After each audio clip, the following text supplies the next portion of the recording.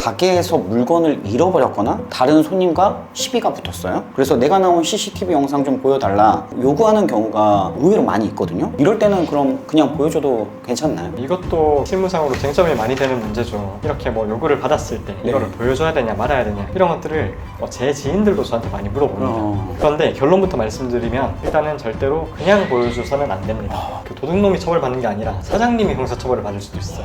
손님 동의도 없이 이렇게 뿌린다? 이거는 징역에 처해질 수 있는 중범죄입니다.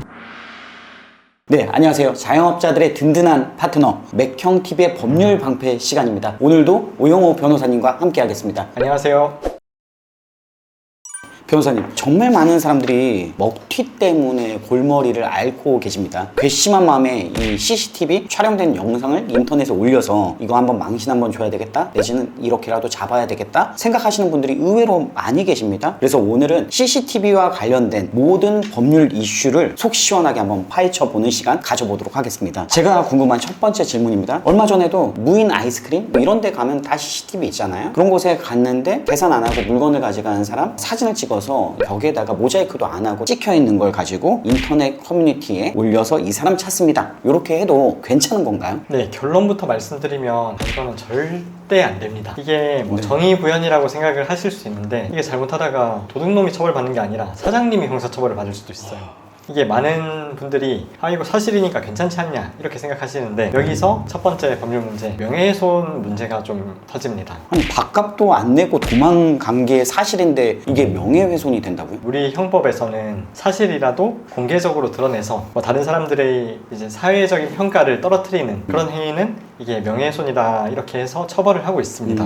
저 사람 밥값 안 내고 도망갔다 이런 게 100% 사실이라고 하더라도 이거를 사진을 그냥 가게에다가 이렇게 그냥 공개를 해버리거나 아니면 SNS에다가 뭐 인터넷에다가 이렇게 뿌리게 되면 이거는 그냥 형법상 명예훼손이 성립을 할 수 있거나 아니면 정보통신망법에도 명예훼손 혐의가 있습니다. 사실만 말해도 명예훼손이라는 게 저는 개인적으로 충격적인데 그럼 여기서 이게 다 끝인가요? 아닙니다. 뭐 지금부터가 훨씬 더 중요합니다. 이게 명예훼손보다 훨씬 더 무서운 그런 법이 있는데 개인정보보호법이라는 법이거든요. 개인정보보호법이요? 이게 CCTV 영상을 공개하는 것과 관련이 있나요? 네, 아주 직접적인 관련이 있습니다. 이게 CCTV를 설치를 하는 순간 이 사장님의 법적 지위가 개인정보보호법상 개인정보 처리자라는 지위가 되거든요. 그런 개인정보 처리자의 지위에 있는 사람은 개인정보를 그 수집 목적 내에서만 그렇게 이제 보관하고 활용을 해야 됩니다. 그래서 CCTV 영상 속에 있는 그런 손님의 얼굴은 명백하게 개인 정보죠. 개인을 알아볼 수 있기 때문에. 그래서 정보를 범죄 예방 혹은 이제 시설 안전, 뭐 관리 이런 이제 보통 수집 목적이 있는데 그 목적 내에서만 사용을 해야 됩니다. 목적이 정해져 있군요. 네, 맞습니다. 그런데 이거를 인터넷에 올리는 거는 이거 수집 목적을 완전히 벗어나는 거죠. 그래서 이 수집 목적을 벗어나서 손님 동의도 없이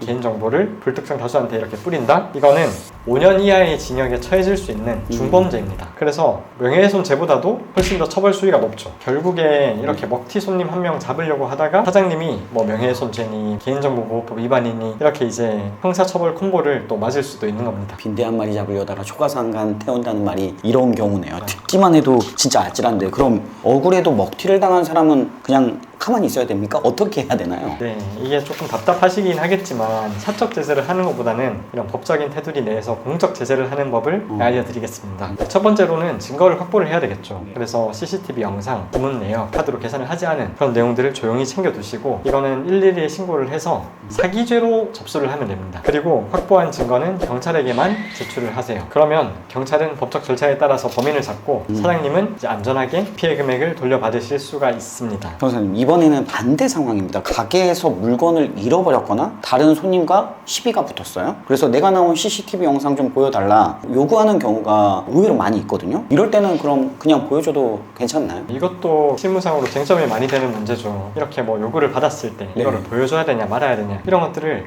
제 지인들도 저한테 많이 물어봅니다. 그런데 결론부터 말씀드리면 일단은 절대로 그냥 보여줘서는 안 됩니다. 이게 왜 그러냐 하면 영상에 함께 찍힌 다른 사람들 얼굴 얼굴 때문이거든요. 그래서 이제 영상을 요구한 손님 외에 뭐 다른 손님이나 뭐 직원들 얼굴 그런 것들도 담겨 있을 거잖아요. 그렇죠. 그래서 그런 것들도 명백히 개인정보가 됩니다. 그래서 이렇게 개인정보 주체라고 하는데 이 개인정보의 그런 이제 주인이 되는 사람들, 그런 사람들의 동의 없이 영상을 그대로 이렇게 보여주거나 네. 영상을 그대로 주거나 하는 순간에 사장님은 제3자 개인정보를 무단으로 제공을 한 게 됩니다. 이게 조금 빡빡하기도 해가지고 이게 원칙적으로 계속 타고 들어가면 자동차 번호판도 개인정보라는 해석이 되거든요. 왜냐하면 자동차 번호판도 개인을 특정해서 식별할 수 있는 그런 정보이기 때문에 불러 처리를 해야 되는데 원칙적으로는 이런 정보들까지 다 개인정보가 됩니다. 그럼 어떻게 해야 법적으로 안전해요? 이 법적으로 정한 것은 사실 명확합니다. 첫 번째로 영상을 요구한 본인을 제외한 다른 모든 사람의 얼굴 그리고 이제 자동차 번호판까지 블러 처리 이렇게 이제 모자이크 처리해가지고 식별을 할 수 없게 조치를 한 다음에 이거를 비실명화 조치라고 합니다. 그래서 이런 비실명화 조치를 한 다음에 보여줘야 됩니다. 그런데 이 과정에서 또 비용이 발생을 할 수 있잖아요. 업체에다 맡기면 또 비용이 발생하고 그러면 그 비용은 영상을 요구를 한 사람이 부담을 해야 됩니다. 그래서 뭐 현실적으로 이거를 바로바로 하기가 어렵잖아요. 네.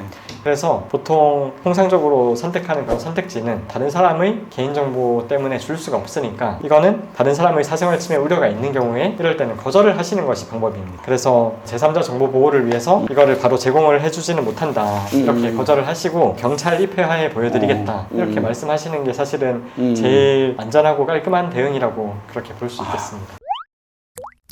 네, 오늘 진짜 우리가 일상생활에서 경험하고 있는 정말 중요한 내용들을 배웠는데요. 정리하자면 일단은 먹튀 손님 CCTV 절대 인터넷에 올리지 말고 붙이더라도 모자이크하기? 네, 모자이크해서 붙이면 괜찮죠. 그렇죠. 근데 모자이크가 안 된 걸 또 봤어요. 저는 음식을 막 그 무인 편의점 같은 데서 자주 그런 일이 발생하니까 화가 나서 그렇게 됐는데 이런 경우도 되게 위험한 거네요. 네네. 그리고 또 손님이 CCTV 달라고 요청할 때는 다른 사람이 찍혔다고 함부로 CCTV를 제공하는 게 아니라 경찰을 통해서 해결하는 거. 이제 이 두 가지만 기억해도 큰 법적 분쟁을 피할 수 있을 것 같습니다. 네, 맞습니다. 이 CCTV가 우리 가게를 지켜주는 그런 역할을 하기도 하지만 그만큼 또 무거운 법적 책임을 동반한다는 점을 꼭 기억하셔야 될 것 같습니다. 그래서 이렇게 법의 테두리 안에서 좀 현명하게 대처하시면 좋겠습니다. 네. 오늘도 정말 유익하고 좋은 정보 전달해 주셔서 진심으로 감사합니다. 다음 시간에 다시 뵙겠습니다. 네, 감사합니다. 수고하셨습니다.